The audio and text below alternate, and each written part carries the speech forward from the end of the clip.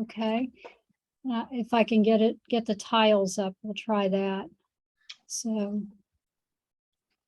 Can everyone, okay, I want to say two things. If you can have your video on, Alex would like to see everyone. And I can't figure out how to, oh, there's the view gallery. There we go. And also, if you're not talking or asking a question, could you please mute yourself so that you aren't, so everyone can hear. Can I see everyone's faces for a few minutes, please?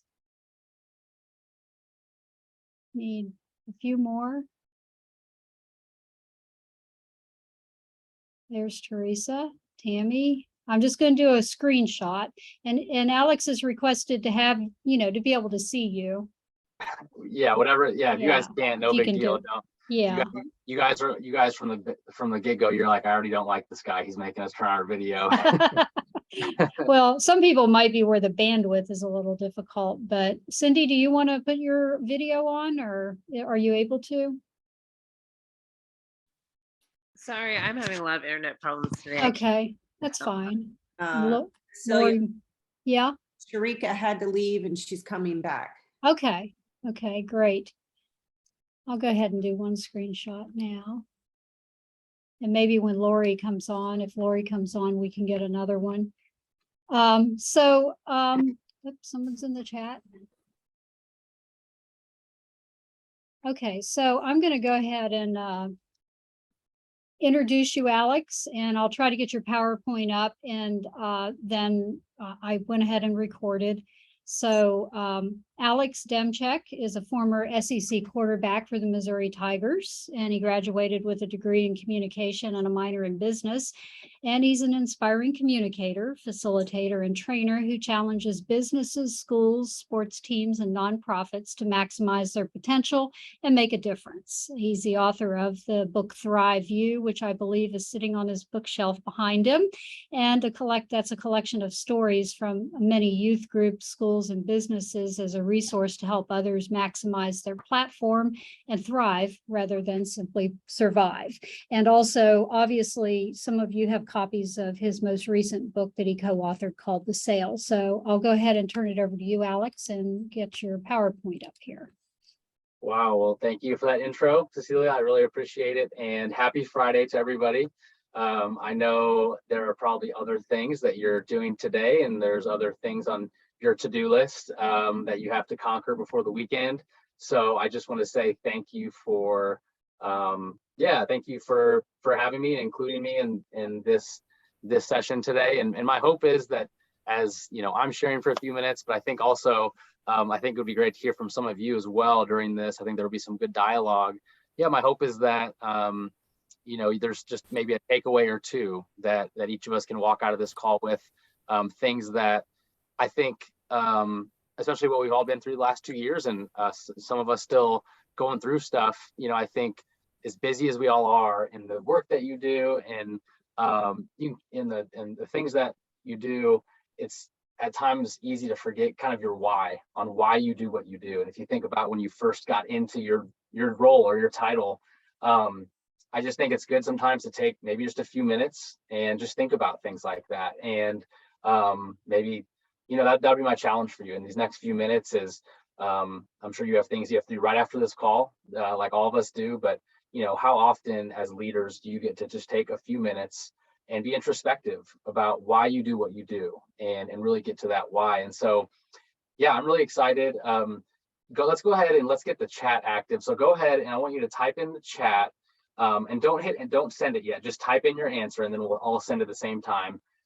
What are you going to plan, or what's your favorite Halloween costume? Okay, so what are you planning to wear on Monday, or what is your favorite Halloween costume? Go ahead and type it in, and I'll give you about 5 seconds, and then we'll say go, and we'll all send them. So favorite Halloween costume, if you can type it in, or maybe something that you want to wear coming up. 5, 4, 3, 2, 1. Let's see those answers. What are you guys wearing? Scrabble. Okay, we got some good ones. Sandy from Greece. All right, and Jenny, you're holding your baby. That's great. Thanks for being here. All good. Totally understand. Nice, nice. Okay, so we got some good ones. We got some good ones rolling in here. So exciting, excited for the weekend. We got things happening. We got a witch on the call, so there we go. And so yeah, it's great to have all of you, and yeah, just be here with you guys for a few minutes. So what I want to talk about today is, I think, something that can directly apply to you in your exact role. And so before I get into it, and before we all discuss here in a few minutes, I just want to tell you a little bit about me and kind of, I think, why I'm here today with you. And so I guess go ahead and put in the chat, who has had the chance to read The Sale yet? You can just say yes or no. It's all good if you haven't. Like, I'm not offended at all. I'm just curious who has had the chance to read it. Cool. Okay, so we got yes, yes, yes, no, no, no. That's totally fine. So about half and half. So I'm excited to talk a little bit about the book today. And for you that haven't read it, Jenny, I appreciate that. Whether you're being honest or not, I appreciate that. But my hope today is that when we talk about a few of these principles, whether you have read it or you haven't, that thanks, Celia, I appreciate that. It's just that you're encouraged today. And so a little bit about me. And I know on a Friday before the weekend, I know, like, I feel like I have a lot of power right now because I'm the only thing holding you back from your weekend. But I really, yeah, thanks, Jenny. I appreciate that. It means a ton. And I really hope that this can be informative, but also just thought-provoking for you as well. And so a little bit about me is, when I was dating my girlfriend at the time, so this is a while back, it gets, as many of you can probably relate, when you're in a relationship, at some point in that relationship, you have to define the relationship, right? So for us, we were going on dates, we're at the movie theater, go out to coffee, maybe you go on a casual date, right? But at some point you have to define the relationship. And so when I was in college, I lived in this house with 15 guys, and we had this bench outside, and we actually called it the DTR bench. And what that meant was the define the relationship bench. And so literally, just imagine yourself, you come home from class, and there's one of your buddies, with someone on the bench, and they're talking, and it's like, okay, this is either going to end up really good or really bad. And so anyway, defining the relationship, finally, me and my girlfriend started having these conversations of, okay, marriage or proposal, engagement, like all these big kind of scary future life stuff. And when I asked my girlfriend at the time, I said, Erin, so when it comes to like a proposal, what are your thoughts? What are your thoughts about that? And she's like, Alex, she said two things: as long as it's special, and as long as it's not in front of a lot of people, like, I don't care how you do it. So Cecilia, hit that next slide. Here's how it all went down. You guys might have seen it earlier, but here is how it went down. As you can see, there was 500 people in the background, so I was kind of a selective listener in that way. So my thought process was, if I can just do it in front of enough people, it would put pressure on her. She'd say yes. Can anyone else relate to me on that? Okay, tough crowd. But that was my thought process. She said yes. And there's kind of some funny things about the picture you're seeing. Number one, it says former NFL quarterback proposes. So this was some article from Europe, and it picked up the video. Just by looking at me, or maybe Googling me, you can tell I am not an NFL player. I never played in the NFL. Like, in my dreams, I played all the time, right? But this was some article from Europe, #fake news. But I'm like, hey, whoever that news article site is, I'm a big fan of them. They make me sound really good. But anyway, we're at this camp that we worked at as college students together, and there was this dance party that night. And so literally, me and my friend, we organize. I fly in this helicopter when she's down on the ground in this football field. And at this camp, you don't get cell phones for 2 weeks. So just imagine, your kids or students not having phones for 2 weeks, right? It's hard to imagine in today's age, but you actually do things like learn to build relationships and all these great things. And so I told one person, I said, hey, logistically, like, I need to tell you for just some detailed reasons, like, I'm going to fly in this helicopter and all this stuff. And so when there would be a rumor at this camp, it would kind of spread organically. You'd be like, hey, you tell your buddy, hey, I heard we're playing kickball tonight. And someone's like, oh, no way. Okay, hey, they'll tell someone else, hey, we're playing kickball. Like, you couldn't text anyone, right? It would just organically spread. And so my buddy, I guess, pulled a prank on me. He tells somebody, he's like, hey, there's going to be a celebrity at the dance party tonight on the football field. And so he starts this rumor, he tells someone, and I should say at this camp, like Chip and Joanna Gaines, they send their kids here, and Peyton Manning sends their kids, all these celebrities for whatever reason send their kids to this camp. And so you never know who you're going to meet. And so that was in the morning, and by later that night, there was hot rumors flying. People are like, 50 Cent or someone famous is like going to come out of this helicopter. And so eventually I land, I get out of the helicopter, I stumble through whatever words I said. And I remember just like when I got out and I could see all these kids, like I remember them looking at me and being so let down, like, it's just Alex, our counselor. Like, are you kidding me? So anyway, that's the story. And we've been married for about 6 years now. And then Cecilia, if you want to hit the next slide, we have the chance now, we go around together and we speak at schools, and we, talk about making positive decisions.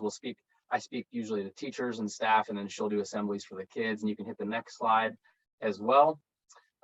This is our 2-year-old daughter, Kennedy. So I think for many of you on the call, whether it's someone that you really just love and care for, or if it's a child that you have, I think, I think things really, at least for me, are brought into perspective, and things have really been clarified for me just now being a parent in that way. And so I guess that kind of brings me to the book. If you'd like to hit the next slide, Cecilia.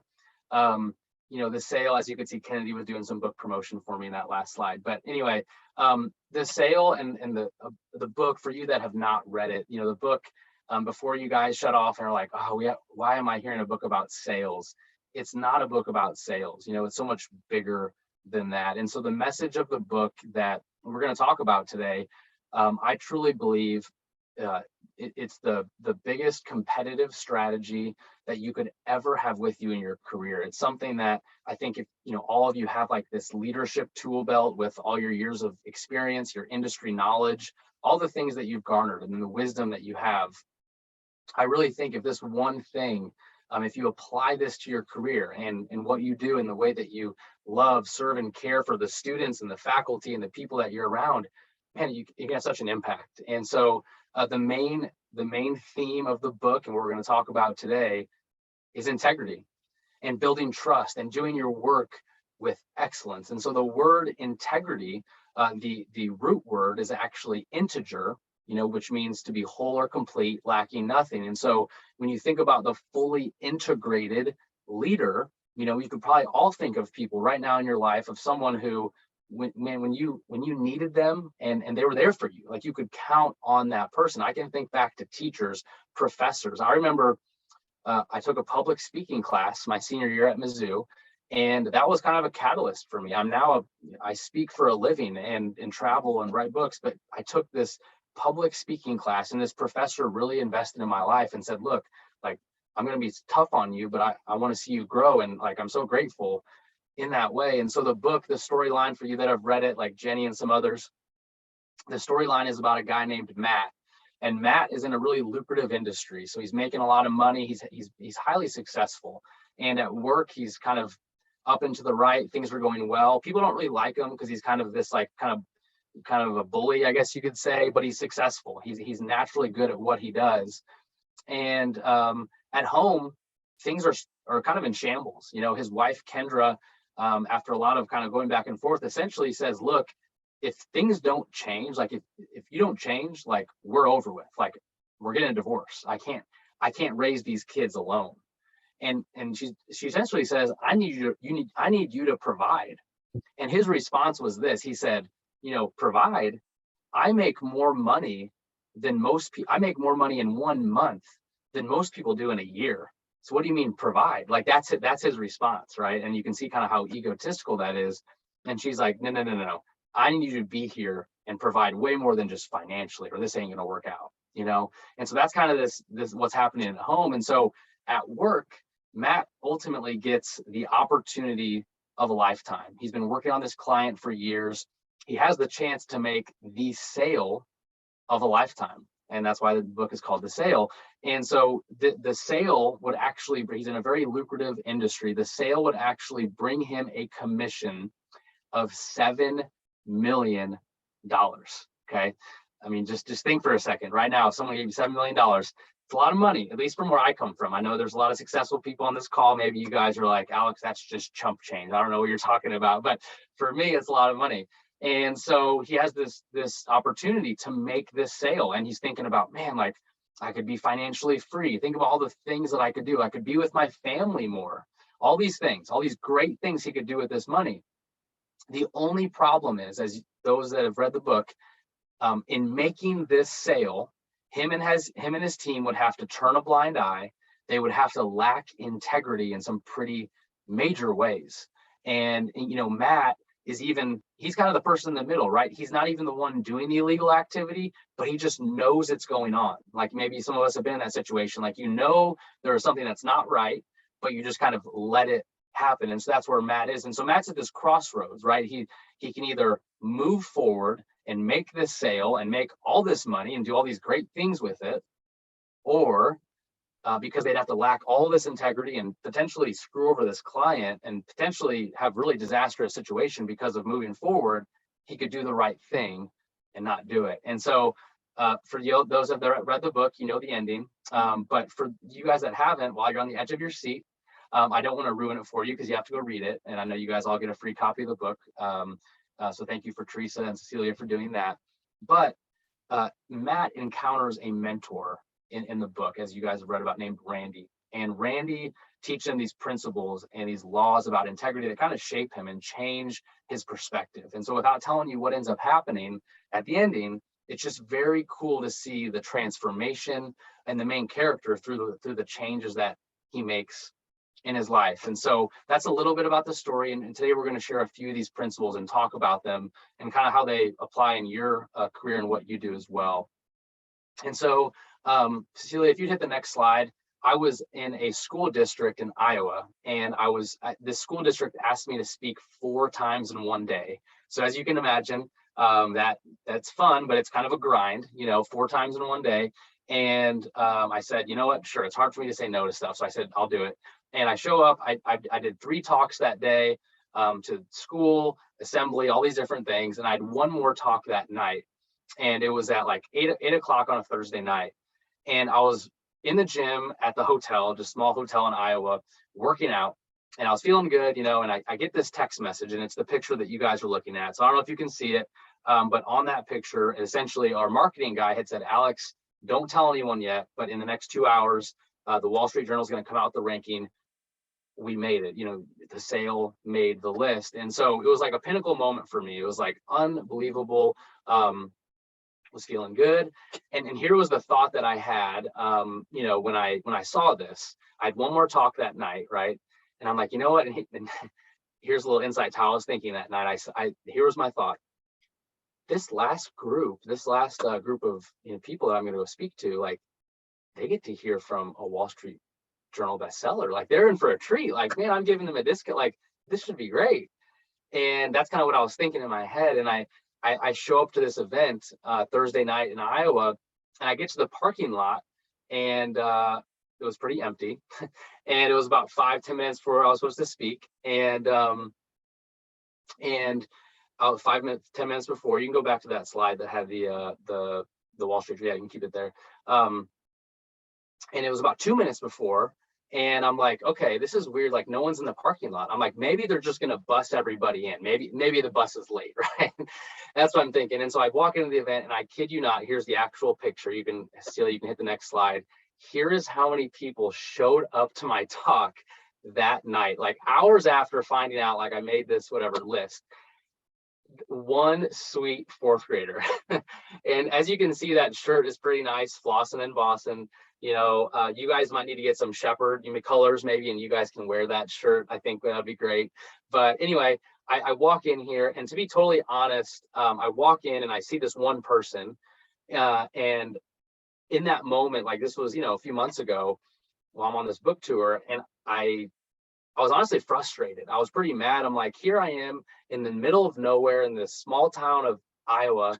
And hopefully, you guys, Iowa's a great place. I wasn't saying anything bad about Iowa. If anyone's there, anyone from Iowa, I guess we'll see. And you guys will, we'll see. Okay, no one said anything yet, so that's good. But anyway, it's a great place. But I'm like, okay, it's Thursday night. Like, my thought was like, what in the world am I doing here? Like, I'm away from my family. I'm in a different state for one person. And it kind of hit me in that moment. And here's kind of why I'm sharing this story with you, because I think there's direct application to what you do every day.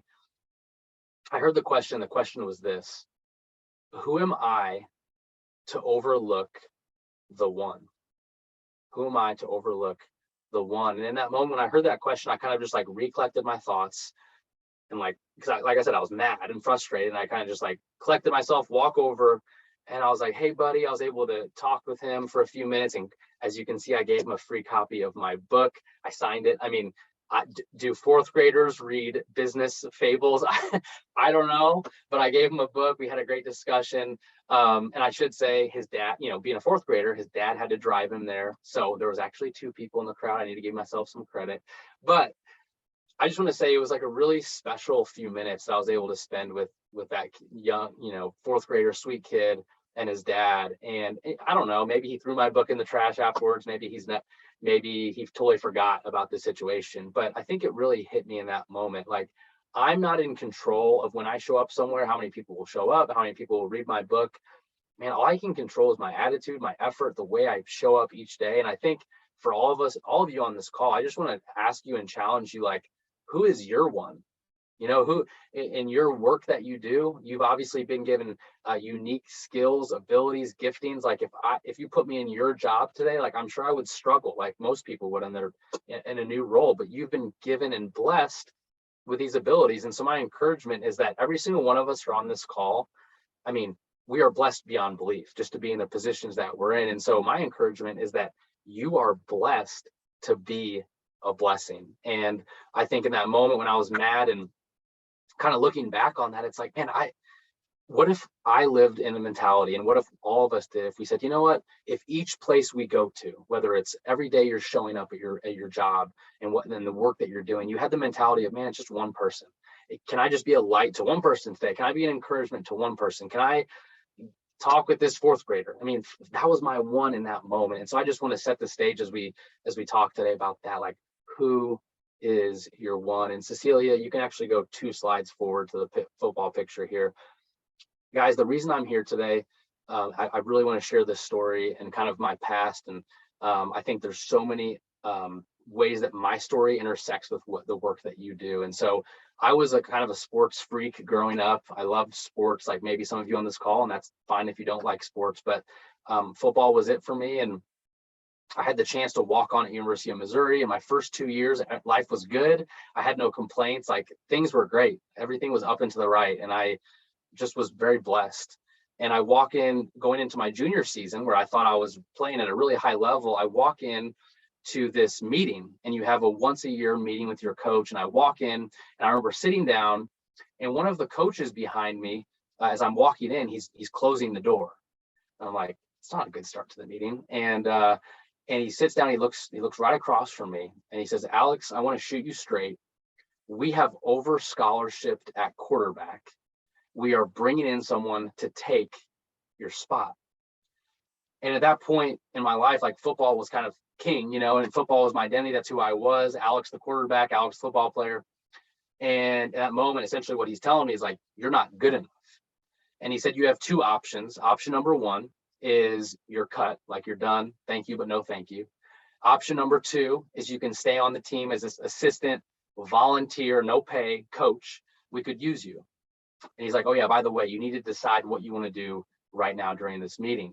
And so you can just put yourself in my shoes. Like, at that point, like, something you've given your life to for 2.5 years, like, my mind's racing. Like, what, I have to decide right now? Like, what are you talking about? And so I just said, well, I feel like I don't have many options now. Like, I guess I'll stay on as this assistant coach, whatever that means. And I remember walking out of that room. I remember walking out, and I remember just getting in my truck, and I remember just crying and just being humiliated. I was this kid from a small town. I had all these big dreams, and like, this is how the story ends for me. Like, this is it, And so I had that whole weekend to kind of sulk in my thoughts. That was on a Friday, and the first practice was on Monday. And I'm like, you know what?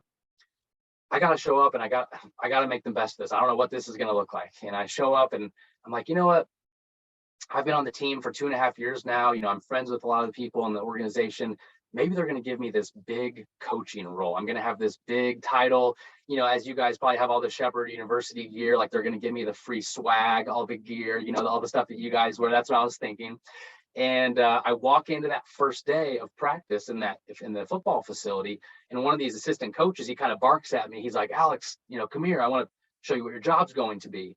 And I'm like, awesome. You know, show me my big role that I'm going to have. And I walk in, and this is literally what he hands me. This is the actual one. I have it to this day. He hands me this flag. Okay, if you guys can see it, yellow flag, like an official flag, like officiant would have in a football game, an official. And he's like, Alex, in practice, we need you to work on our discipline. So we need you to essentially, when someone jumps off sides, what you're going to do is you're going to take this flag, okay? And I can't really demonstrate it here, but essentially you're going to throw it down, and then you're going to go pick it up. And the worst part of it, he demonstrated how to do that twice. And I was like, I guess I can handle that. You know, it's a pretty big task. But anyway, he's showed me how to do this. And guys, long story short, my entire junior season, I went from being an SEC quarterback to I'm printing off copies for the coaches. I'm throwing this darn flag during the day. I'm doing all these mundane tasks that I was like, what is going on right now? Like, I did not sign up for this. Like, this is stupid, you know? And it was a long year, that junior season. And there's no way to sugarcoat it other than like my identity. I felt like it was stripped from me. Like, who am I? Like, why am I here? All my buddies, they're running out of the crowd, you know, with their jersey on, with their name on the back in front of 70,000 people on ESPN. And I'm in my street clothes. I'm on the sideline, you know, hosting recruits and saying, hey, this is such a great school. You should come here. You know, it's like such a weird dynamic. And I just want to say, you know, my goal was, you know, man, is there any way, what can I do to get back on the team my senior year? And so that junior season, which it was such a trial. I questioned so many things in life, like, why me? Kind of the why me mentality. But I said, you know what, I need to find a way through this. And so I met with the coaches and I said, give me the things that I need to do to get back on the team my senior year. And they gave me this list, and I worked to the best of my ability on those things. And I tried to serve well in the role that I was in. And long story short, full circle, the picture that you're looking at on the slide there is actually from my senior year. I got back on the team my senior year. It was an awesome experience. Things were great. But here's why I share the story with you. And you guys are like, Alex, why are you talking about football today? Here's why. Okay.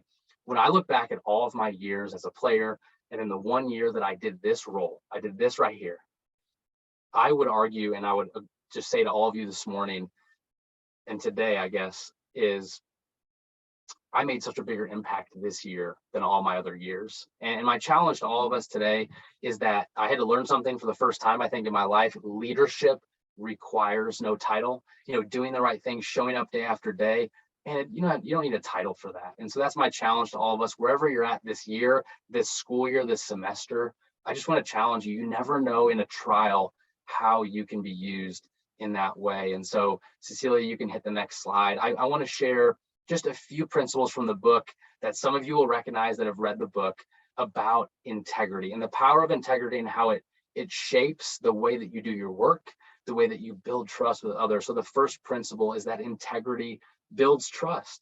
And so if you think about someone in your own life who's maybe made the biggest impact on your life, man, I would venture to guess that person, man, you can count on them when they were there for you when you needed them. Like, it's someone that, you know, when you think about a trust builder or a trust breaker, you know, like they built trust. And you know, over the long haul, when you look at the picture on the screen on the left, when you think about the type of life that you want to live and the type of goal, you know, the type of educator you want to be, the type of administrator you want to be, I think first you have to look long term. So on the left there, you look through the telescope, right? You look out and see far into the distance. You know, here in Missouri has some of the best sunsets. If you guys ever visit, you look out when you know, at night when the stars, you look through this telescope and you can really see far into the future. And I think as leaders, we all have to do that first. We have to look far into the future. And then if that picture, if you can pull that up of the telescope, we then have to look through the telescope and say, now that I've identified here's where I'm going, like these are the Zoom action items that I actually need to apply to my life. And so if you want to, Cecilia, go 2 slides forward, the picture with money. I think this is a cool thing to think about. So go ahead. I want you all to imagine, so today's Friday. You wake up tomorrow, it's Saturday morning, and you look in your bank account. Okay. So just dream with me here. You wake up tomorrow and there is $1 billion in your bank account. Okay, not 1 million, not $1 million, but tomorrow you wake up, there is $1 billion, not your net worth, but I'm talking in your checking account. Okay, $1 billion. I mean, I see some of your minds you're kind of like, okay, I'm going to get that lake house. I'm going to get I would upgrade my truck, things like that. Right. But here's what I want to ask you. I know a lot of us, we'd go on a long vacation, or well, I know what none of you would do. None of you would quit your jobs at this fine university because you love it so much. Let's get that out of the way first, because I know you guys are such great team members and love everything about what you do. But now that we have that out of the way, my question to you is this. I know we'd all upgrade certain parts of our lives. We'd go on fancy vacations. We do all these nice things. But at some point, the shiny things, they wear off, right? And we get used to them. It's like, okay, when I'm ready to be purposeful in my life, here's the question I want you to think about. What, if anything, is there anything that you would change about your life? Is there anything in your life that you would change? Is there anything about your day-to-day that you would change in your life? And if so, what is that? And so just think through that. And so I asked a group of mortgage bankers this question, and Cecilia, you can hit the next slide. Here's what some of their answers. Okay. Number one, I would help more people. Number two, I thought was kind of funny. I would put my bills on auto pay. It's like, yeah, I hope with $1 billion, you could pay for all your bills. I would be a more compassionate person. I would change someone's life. I would take more chances. You look at that list, and besides number two, I mean, none of them even have to do with money. And I think, practically for me, it's like if I get done with work on Friday, an hour or two earlier at 3 or 4 o'clock, whatever, do I have to be a billionaire to go to the park with my daughter and spend time? And no, it's like I don't. And I think a lot of us live that way. It's like, if only, I could have this or that. And, a quote that I love is, comparison is the thief of joy. Comparison robs you of your joy. And to think about all the blessings that we all have, to then, with social media, ways that can be so destructive is just, we can compare our lives to others in a harmful way to ourselves. And so what does that look like for you? To truly, maybe it's a gratitude list. For me, when I wake up in the morning, I have, kind of when it's dark out and it's quiet before the day gets crazy, like just having a quiet time of reflection, of thinking about my day. And sometimes it's just simply a gratitude list. Like, here are the things that I'm thankful for. That just reframes my day. And I don't know if any of you guys have practices or habits like that, but man, those little things can just make such a change in your life. And so, Cecilia, let's go 2 slides ahead to the first little prompt here. Yeah, right there. So I'm going to read this question to you, and then you can go ahead and write down, on your computer, or just write down on paper. And then I would love to hear from maybe a person or two on what you guys wrote down. So here's the prompt, if you guys can read it. Okay. So during some seasons of life, we experience great joy and feel like we are operating at our absolute best. And at other times, we feel as though we are not living up to our potential. So here's the questions that we're going to answer. Okay. When you are operating at your absolute best as a leader, what are the characteristics that you exhibit? Like, what are some practical things that you are doing in your characteristics? Like, what are you exhibiting when you're at your best? And the second question is, what are a few things or like actions that you take when you're at your best? So like, get practical here. Like, what are you actually doing when you are at your best as a leader? So go ahead, let's take a minute or two. Just go ahead and write down some thoughts, and then we'll have just maybe a few people share after about a minute here. So I'm just going to put myself on mute for a minute, and then we'll come back.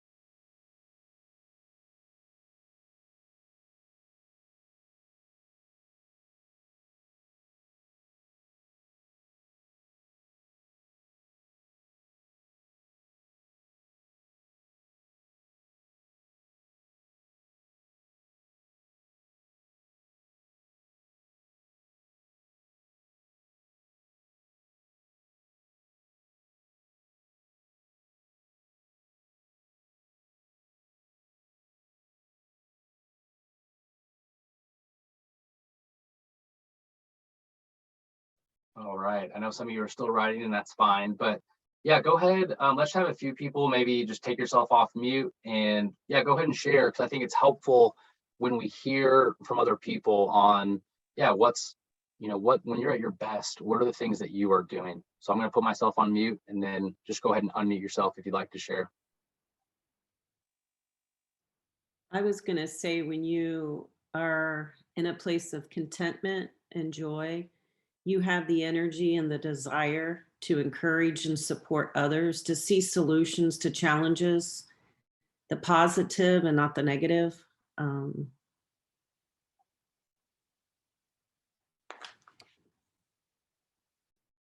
That's awesome. Thanks for sharing that, Jane. Who else? We're still talking about number one, right? Yeah, you could do number one or number two, whichever one you'd Okay. like to, and you could do both if you'd like, if you want to be an overachiever. Okay. With the first one, I have more patience and I'm more generous with my time. And the second one, that plays off of the first one. I work more efficiently and I help my colleagues and my student assistants more. Love that. Let's get one more person. Thank you for sharing.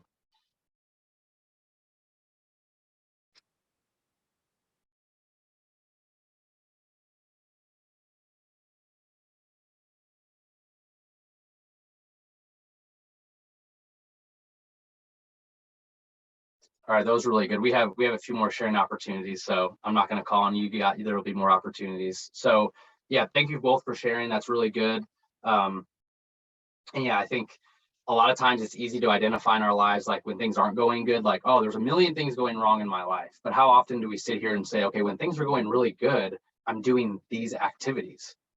Not many people do that. And I think I'm preaching to myself as I say that, like, the more we can think about, okay, when I'm in my zone, when I'm feeling great, I'm doing these activities, like how life-giving is that? I think it's awesome.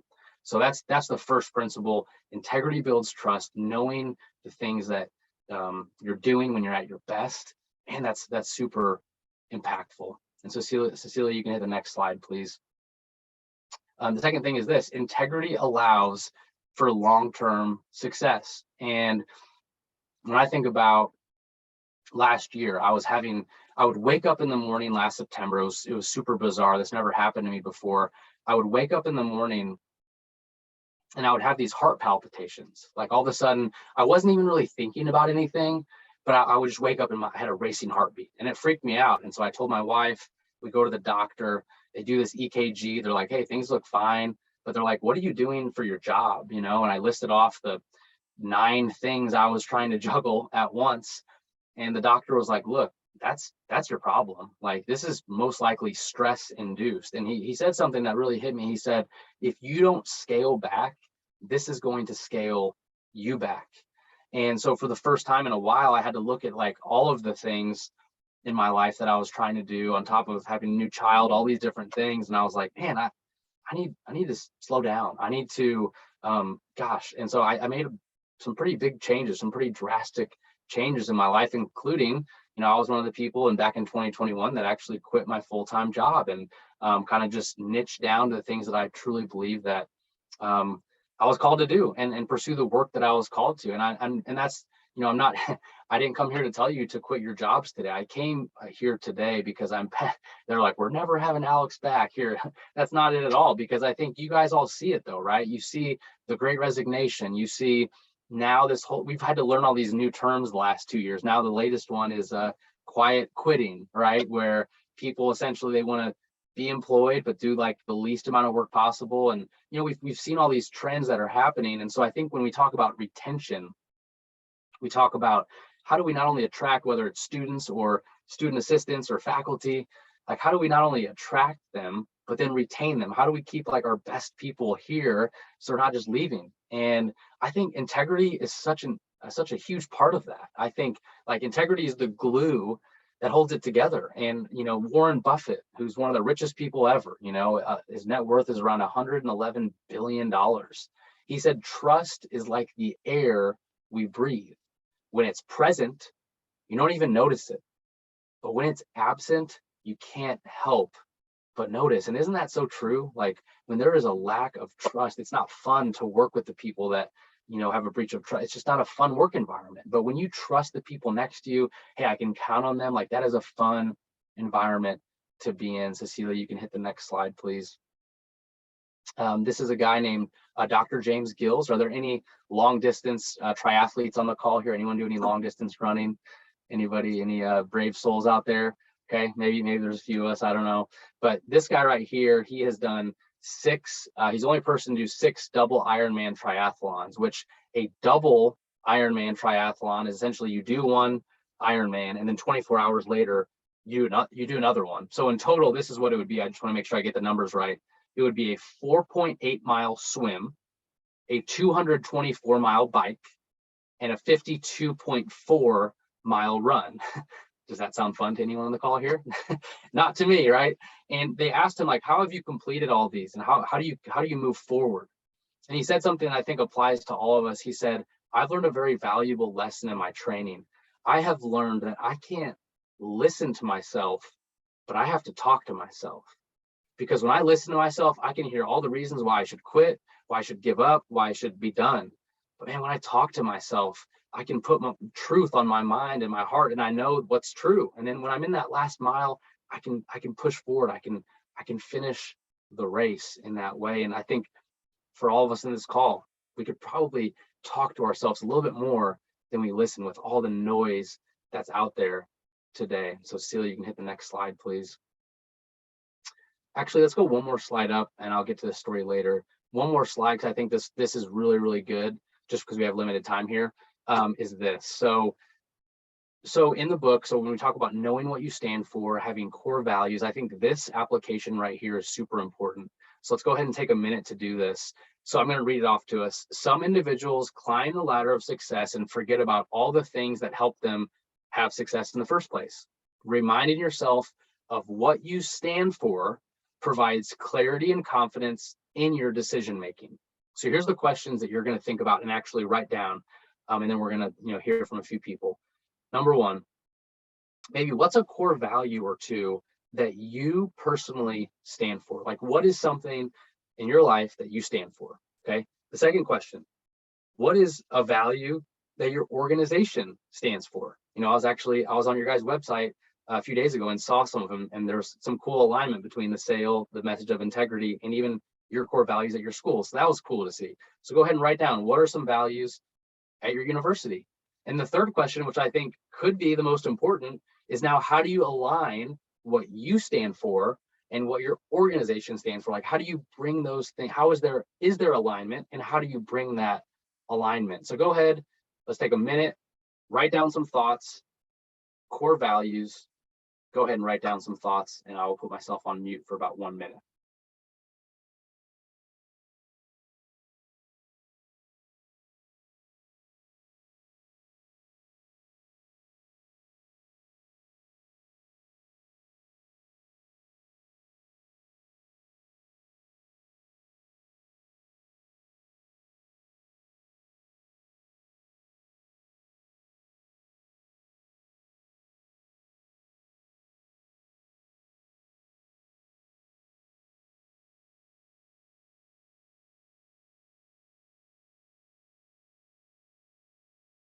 All right, I know I can see some still writing. That's fine if you want to keep writing, but I'm just going to go ahead and open it up.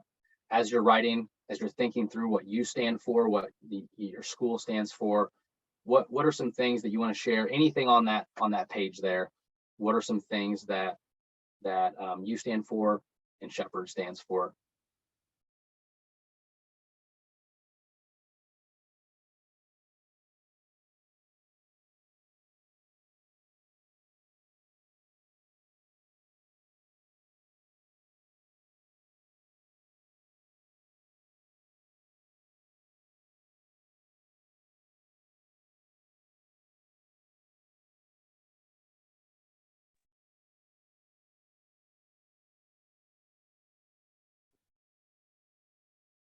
All right, who would like to be the first brave soul to share? I see someone trying to get off mute, it looks like. Jerry, was that you?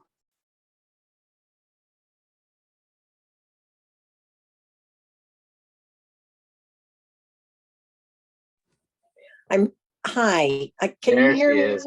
All right, I'm sorry. I was having trouble finding or getting the mute button to respond. Well, in my current role as university ombuds and in my work as a social worker, one of my core values is justice. And I think that does align with the university aspirations. What is, I think, challenging is it's not always easy to decide or to agree on what is just. That's really good. Yeah, thanks for sharing that. Who else? I have always been tried to, above all, be fair with whoever I'm talking to. If a problem came to me, I always hope to be a good listener to try to evaluate the problem, and then try to offer the best possible advice. Now, a lot of times it doesn't always, that advice doesn't always, isn't always what the person wants to hear, but with my actions at the university, I found it very important to be both fair to the employee and also to the employer. Love that, Ken. Fairness. Love that. Thanks for sharing. Anyone else?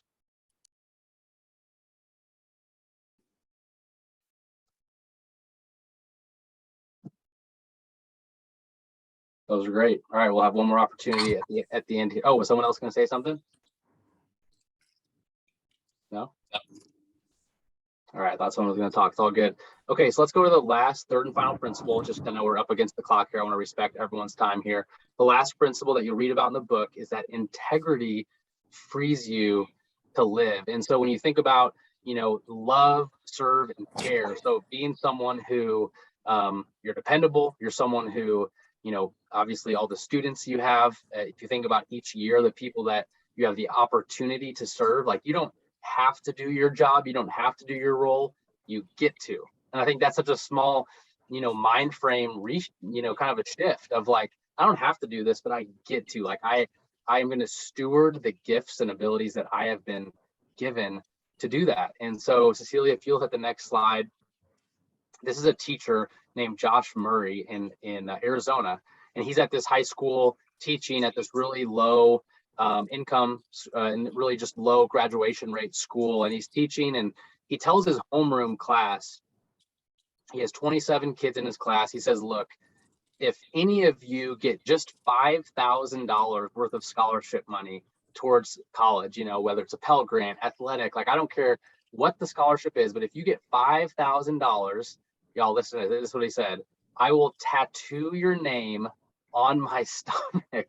So if you can see the picture there, I can't tell if you guys how well you can see it, but they're literally, here's the crazy thing, 27 kids in his class, 27 names that he had tattooed on his side. Every single kid in his homeroom class got at least $5,000.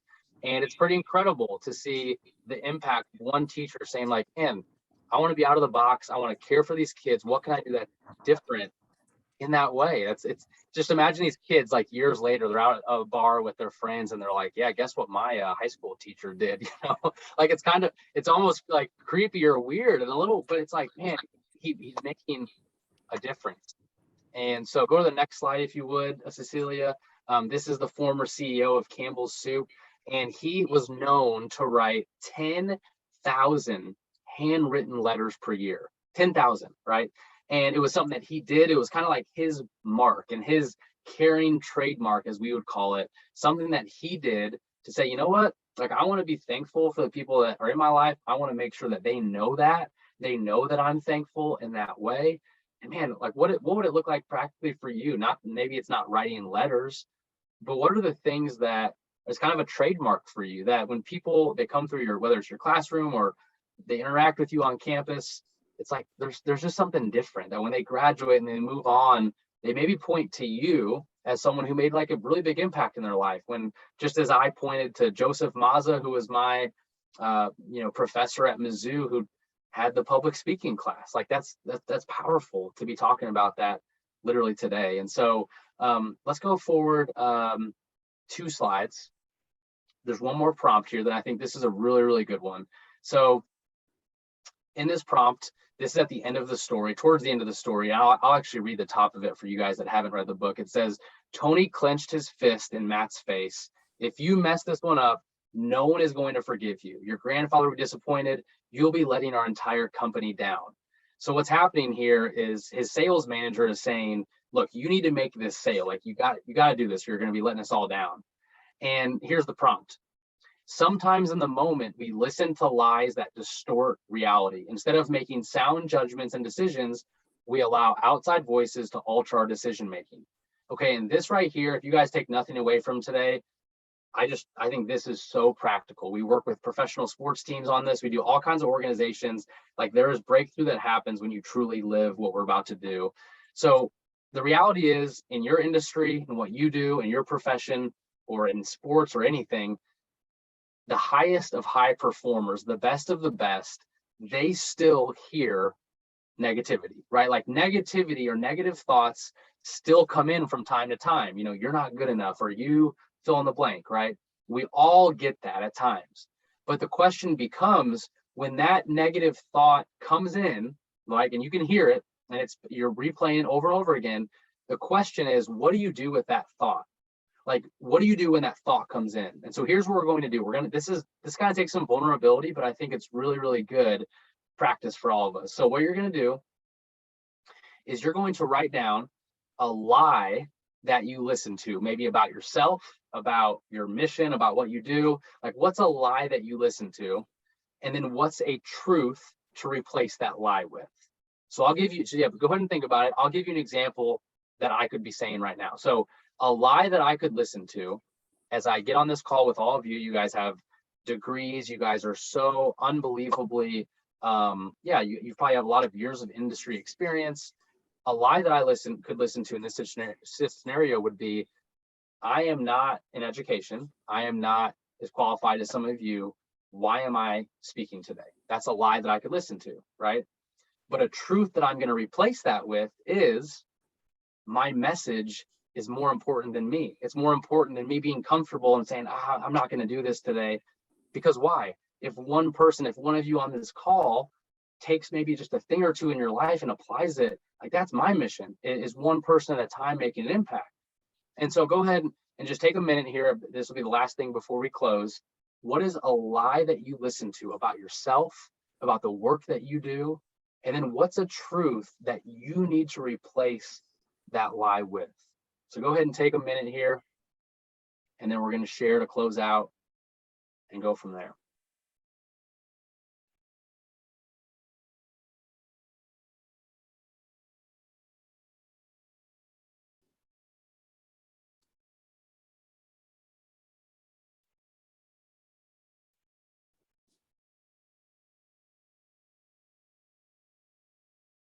All right, just for the sake of time, who would, as you guys are writing, who would like to share, maybe in vulnerability and just sharing, what is a lie that you listen to and a truth you need to replace the lie with?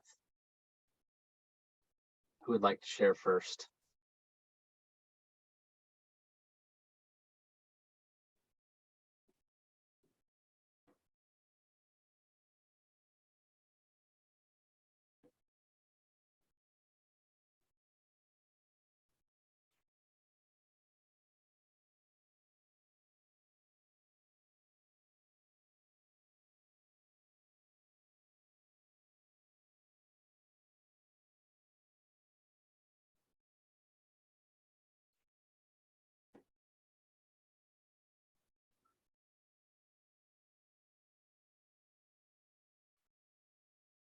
Any brave souls would like to go first and share? Jenny, got anything good for us over there?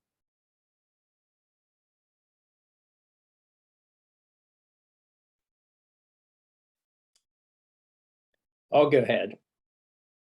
I do not have a degree, so maybe I shouldn't be involved in leadership because there's others that are probably more qualified. Truth of it is, I'm somewhat fearless when it comes to taking up for people. No, and expressing what sometimes they cannot. No, I have never had an issue with going to the administration and trying to protect, take up for, no, to help other people.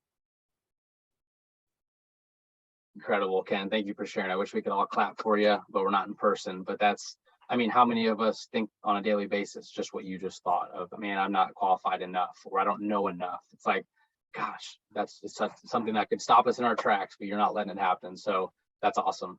Anyone else as we close? I'll share. It seems sort of silly, but it's really the first thing that comes to mind because I've been dealing with it a lot through my years at Shepherd. And it sounds kind of vain, but it is hard. So I run the gym at Shepherd. So I've grown up in sports, and I don't really look like an administrator. I don't wear suits. I can't afford suits. So I've been criticized on needing to look more professional. And so I have a lot of self-doubt when it comes to when I have to do presentations, if my appearance is worthy to talk among a group of people. But I would like to replace that with the truth. It doesn't matter what I look like or what I'm wearing. It's about my service, and it's about my heart, and it's about my outcomes. Wow, Jenny, thank you. I think we'd all be clapping after that. That has me fired up going into the weekend. I don't know about you guys, but that's all I needed to hear going on a Friday. Good news always comes on a Friday. That was really good. Thank you, Jenny. Thank you, Ken. And Cecilia, can you go to the last slide? Just so you guys have that. The last thing I want to say, I think 2 is when we're ending here at 3 o'clock your time.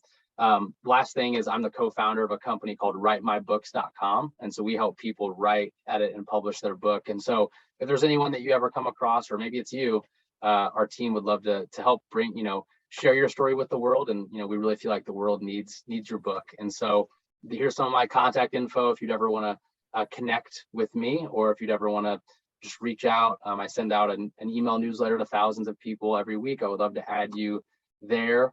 And I really just want to end by saying, I think hopefully all you get to read the book and get a chance to, and thank you for those that have. I really think if you, just like some of what you just said, if you live your life in a way where you're like, you know what, when I look back on my life, I want to be proud of the decisions that I made. I want to be proud of what I did, the way that I pursued my work, relationships, friends, all these things. I think you're going to look back and you're going to know, you know what, I performed better at my job.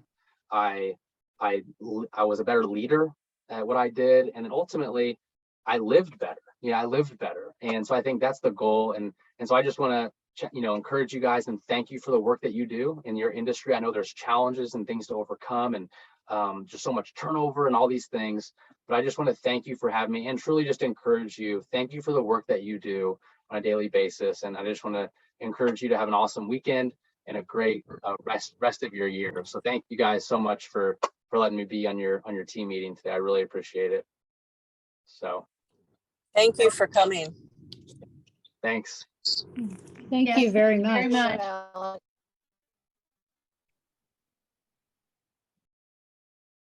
Thanks, Alex. I just wanted to let you know that my team couldn't make it, but I got all of them books. So I requested pretty much the rest of the books they had available to give my student staff and my admin staff. So thank you so much. That's awesome, Jenny. Yeah, I would love to, your students or your team would love to jump on a Zoom call with them and talk about it or whatever. So yeah, just reach out and let me know. I'd love to do that. So we appreciate it. Thank you. Bye. Yeah, thanks everybody. Thank you. Have a great weekend. You too. Bye. Bye.